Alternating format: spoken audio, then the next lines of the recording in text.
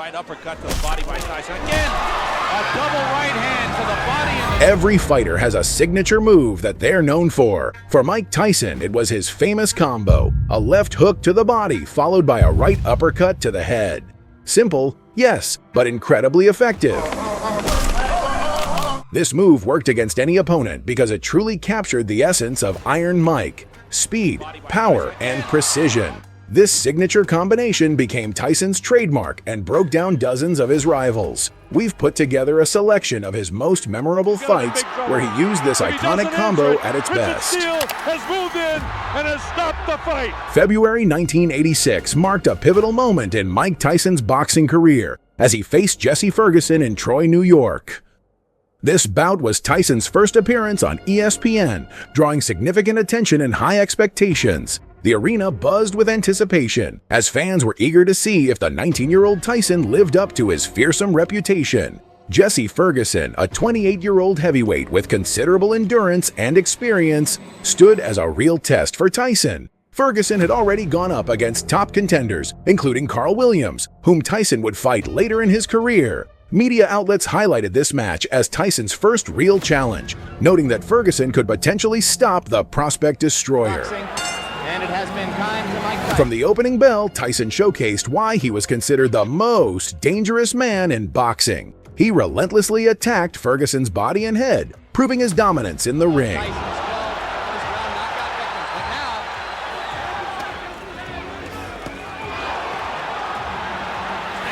Even in the amateurs, Mike Tyson can throw great body shots. What makes Tyson so special? He threw a tremendous left hook, missed with it, and didn't go off balance. Always in position to punch. Team fights.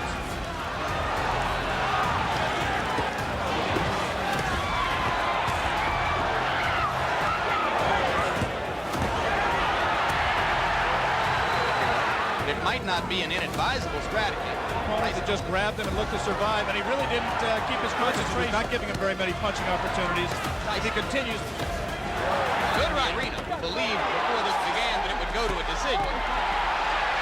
There was really no direct comparison in style between the two fighters.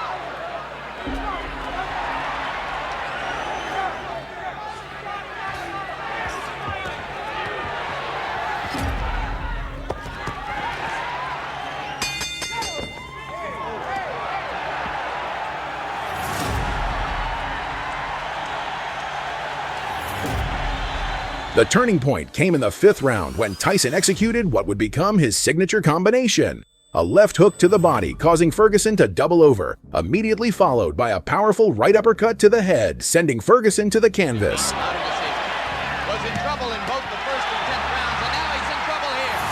Blood coming out from the nose of Jesse Ferguson. The right uppercut of Tyson has put him down. Sensing victory, Tyson pressed the attack, but the round ended with the sound of the bell, giving Ferguson a brief reprieve. That uppercut broke Ferguson's nose, Jim. He is in desperate trouble. He will not last much longer.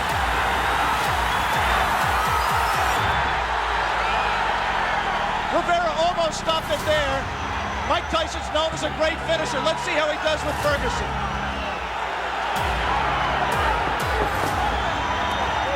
Ferguson gamely hanging in, having trouble covering up.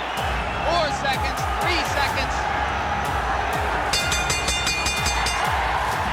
However, shaken by the previous onslaught, Ferguson resorted to excessive clinching in the 6th round, holding on to Tyson for dear life. After several warnings, the referee disqualified Ferguson for repeated holding, and Tyson was awarded the win via technical knockout. Letting himself get this close to Ferguson. He must maintain a little bit of distance so that he's going to take a point. He's disqualifying him. He disqualified Jesse Ferguson. Reggie Gross was one of the few opponents who wasn't afraid to face Tyson. Unlike many others, he entered the ring to fight, not just to survive. However, this aggressive strategy proved to be his downfall. Gross started the match energetically, but as Tyson landed his signature combinations, Gross became overconfident. He began throwing wild punches from every angle, but Tyson patiently waited for his opening. When the moment was right, Tyson connected with a powerful left hook.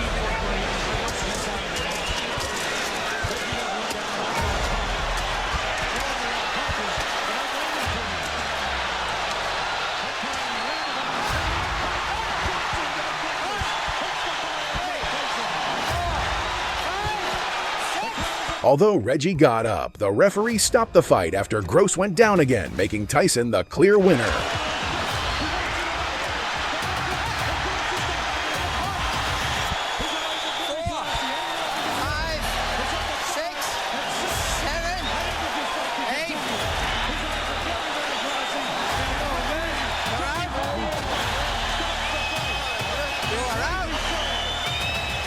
July of the same year, Sioux Falls, South Dakota, Tyson faced his third opponent that month, continuing his relentless fight schedule. This time, he stepped into the ring against Lorenzo Boyd, a physically strong boxer known for his long reach and powerful jab. Boyd aimed to keep Tyson at bay, hoping to use distance and his jab to his advantage. For Boyd, this was a key opportunity to prove himself against the most promising prospect of the decade. However, the bout ended quickly. By the second round, Tyson closed the distance and landed his signature punch. By Tyson again, a double right hand to the body and the chin. Down goes Lorenzo Boyd. The count is 5. The count is 6. The count is 8. He will not get up. It's over. The action happened so fast, the cameras barely had time to capture it. Those were 2 right hands, one to the body, and to snap your fingers, it was turned into, I believe it was a right uppercut. That's how fast it was. Chalk up another. In July 1986, Mike Tyson faced Marvis Frazier. Marvis was the son of the legendary Joe Frazier, known for his technical skills and polished, intelligent fighting style. Groomed as a future champion, Marvis Frazier had already lost once to Larry Holmes, but remained a promising contender in heavyweight boxing. Many believed that Tyson would have a tough challenge against Frazier. However, the reality was quite different. Tyson needed only 30 seconds to deliver a devastating knockout punch, resulting in one of the fastest and most brutal knockouts of his career.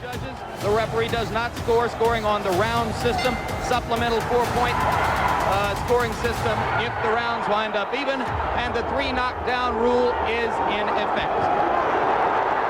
Tyson comes out slugging. He comes out smoking like Marvis's father, Joe. Marvis must move or we're going to be out of here very, very quickly. Uppercut, and Marvis is hurt. Frazier is down. Joe Cortez moves in to have a look, and he's going to stop the fight. It did not last 20 seconds.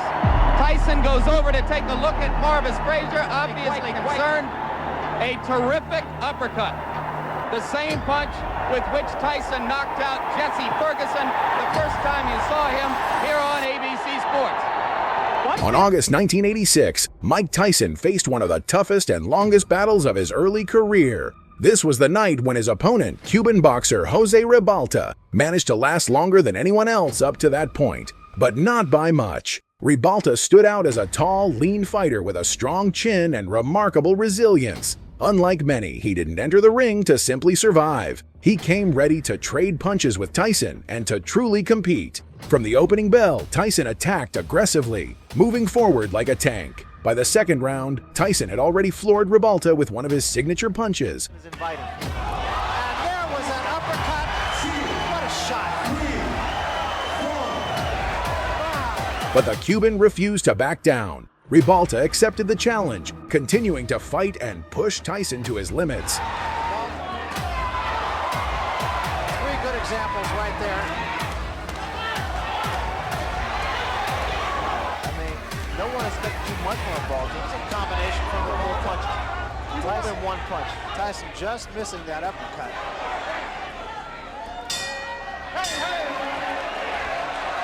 As the fight moved into the later rounds, Ribalta's luck began to fade. Tyson knocked him down again in the 8th round and, by the 10th, overwhelmed him with a relentless barrage of blows, forcing the referee to stop the fight. He actually caught Tyson and ran from it. Oh, what a shot! And Ribalta's down. He is up. That's a fighter.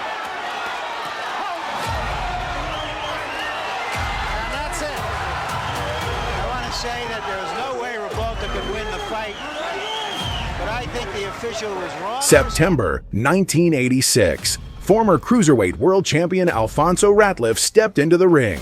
Tall, agile, and technical, Ratliff was confident he could stop Mike Tyson. But he overlooked one crucial detail: Tyson's signature combination. Saying that it won't go 5. Round number 1, Ratliff comes out quickly. From the opening bell, Iron Mike Tyson dominated the fight with his trademark attack: a left hook to the body followed by a right uppercut to the head. Ratliff tried to maintain distance and use his jab, but Tyson quickly closed the gap and landed powerful punches.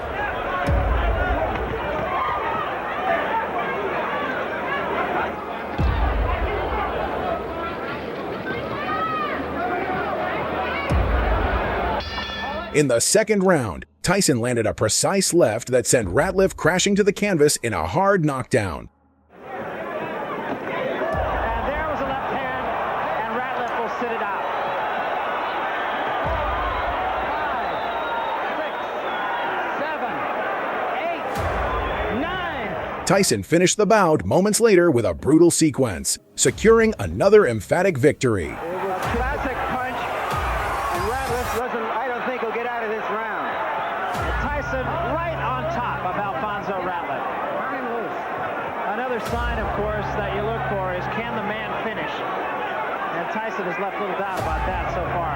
Right hand, that should be just about it. Davey Pearl looking very closely. And that's all. It's over.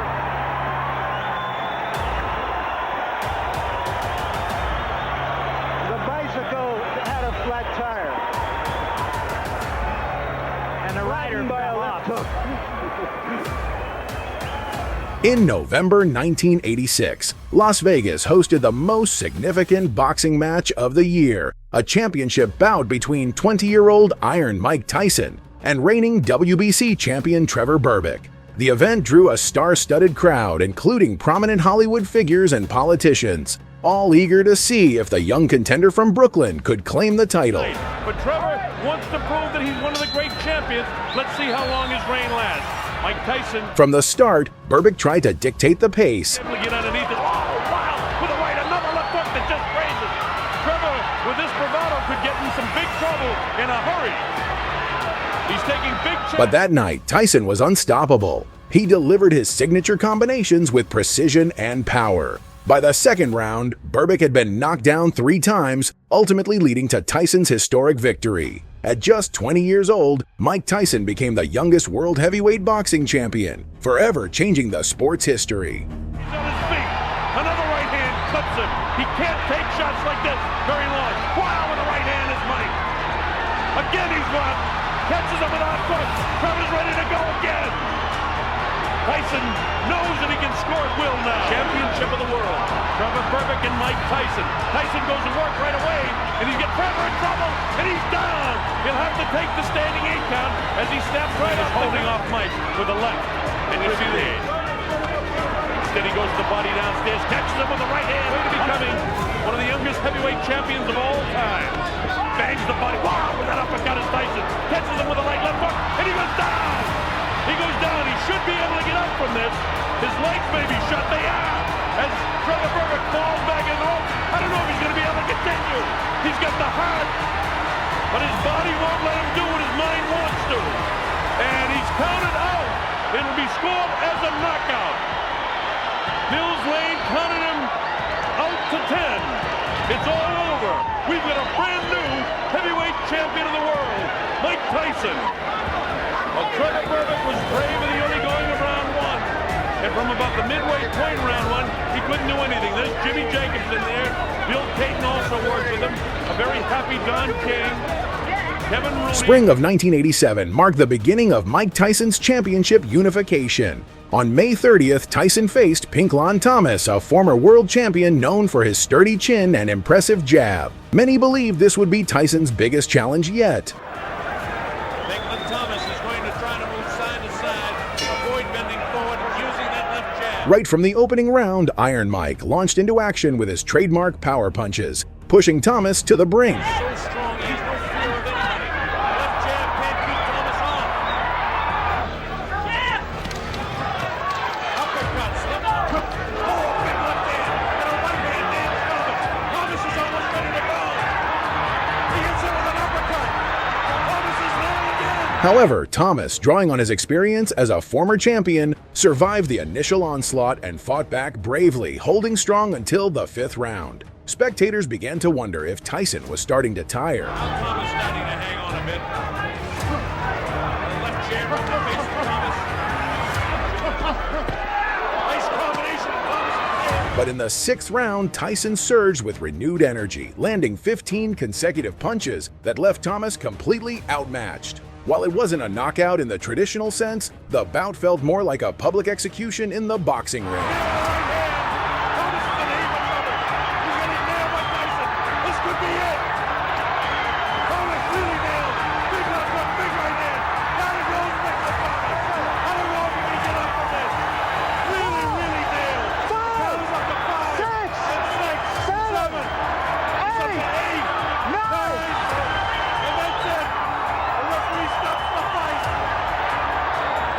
Tyrell Biggs, an Olympic champion known for his height, speed, and long reach, was seen as an almost perfect opponent for the young Mike Tyson. From the start, Biggs moved constantly, used his jab, and tried to score points. Meanwhile, Tyson took a patient approach, methodically pressuring Biggs like a seasoned professional. But whatever he does, the fact that Tyson has to set up to get his head.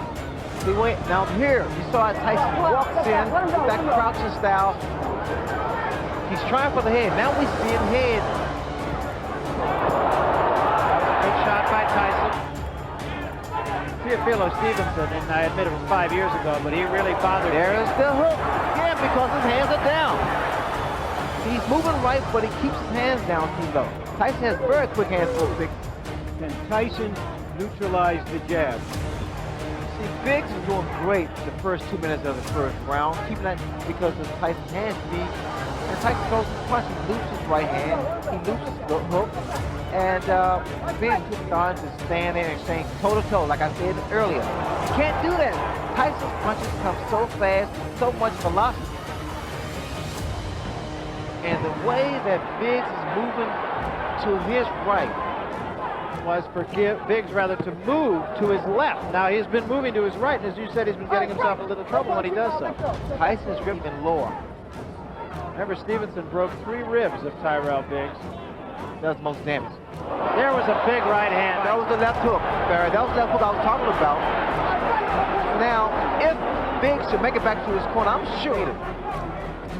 People don't realize this. I learned this from Andrew Dundee. It's not about how long you jab. And the left hook. The hook's going to land all night, Barry, because his right hand is down. Same thing. 1-2. And he throws it. That was a short left hand that did get in. Body shot with the left hand. Same cut. And another big left hand, and Biggs is hurt. By the 7th round, the fight took a decisive turn. Tyson landed a powerful left hook to Biggs' head. Oh, that was a tremendous left hand. And realizing his opponent was hurt, Tyson quickly moved in to finish the job. After a final combination, the referee stopped the bout. And 10 seconds to go in a round. There's the left hand. He's down again. It's over. It's all over. And it was Tyrell Biggs became the first of Tyson's challengers to break down not only physically, but also mentally. It was clear in his eyes. The winner, still the undefeated, undisputed. On March 21st, 1988, a major boxing event took place in Tokyo, Japan. That night, Mike Tyson defended his title as the undisputed world heavyweight champion. Facing him was Tony Tubbs, a former champion with a solid track record who was unafraid of Tyson and planned to take the fight into the later rounds. Tubbs' strategy seemed to work in the first round. He moved constantly and responded confidently to Tyson's attacks, even as Tyson began to land his trademark combinations. The startling hand quickness that Tubbs brings, startling partially because of the shape of his body. Well, here with Tubbs, the uppercut. I also noticed a looping right hand by Mike Tyson because that's the punch I see that Tubbs is vulnerable to. He keeps dropping that left hand. 1 minute to go in round 1. Tubbs landed a left and ducked away effectively. You know what to do, Sam. There you go. There you go. There you go. You know what to do, Sam. You need to break that rhythm with a jab. Tubbs throwing the uppercut. A lot of people think he will have to be effective with that punch because Tyson comes in constantly. But Tyson also lunged him with an overhand right there, and that's one of the mistakes he makes. 10 seconds to go in round one.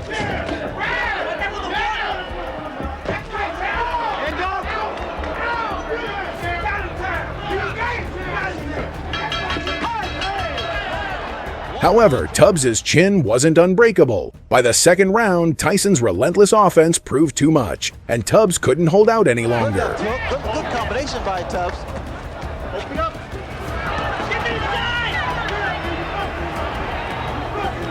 You know, Tubbs just trying to gain respect, and I think he's done that.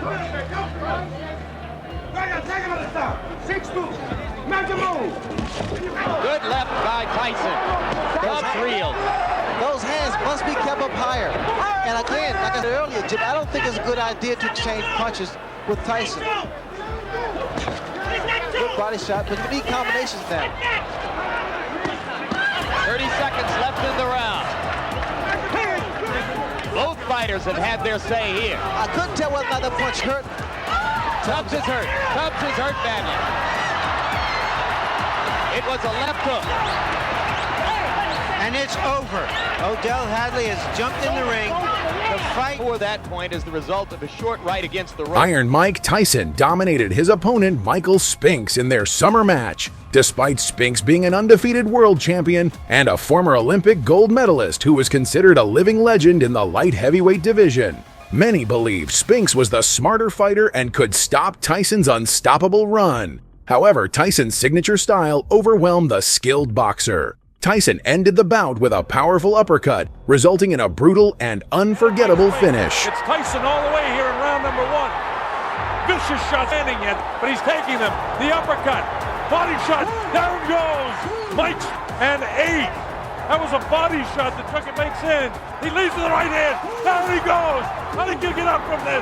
Mike Spinks is laying flat on his back. And 8, he won't be able to do it. It's all over. Mike Tyson has won it. Back row, a dramatic first round knockout. Mike Spinks was knocked cold. It happened right in front of us. Tyson's rivalry with British boxer Frank Bruno remains legendary in boxing history. The two fighters faced off twice, with 6 years separating each bout, but both matches ended with the same result. Hanging on. Bruno's already tagged with a right hand. And there goes Bruno for the first time. In their first encounter, the muscular Bruno managed to shake Mike Tyson with a powerful shot. He knows he's in with a bull. Tyson gets nailed with a left hook. Tyson looks wobbly as he attacks Bruno. Bruno continues to throw. But Tyson's signature combination quickly ended the Englishman's hopes. When they met again years later, Tyson stayed true to his aggressive style and finished Bruno once more with his trademark combination. Right hand catches Bruno. Left hook. Bruno looks ready to go. Now is when he's got to hang on. This place seats about 8,000 or 9,000 here at the Hilton Hotel. Bruno was caught that time, and Tyson knows it. Tyson trying to attack now to finish him off. Tyson gives him room to come off the ropes. Scores with the uppercut. Lands a big right hand. Bruno's in big trouble now. He's ready to go. He hits him with a right hand. Bruno trying to hang on as best he can. He's still in big trouble. The uppercut catches him. The right hand catches him. He's really being hit now. Blood coming from the nose. His eyes are puffy. Tyson is punishing Frank Bruno right now. Bruno tries to hang on. Probably what he should do is get down to his knee and take an 8 count instead of letting this guy nail him with a flush right hand. This is round 5. Remember, a fighter cannot be saved by the bell as the big right hand lands. Tyson knows he's got him in big trouble.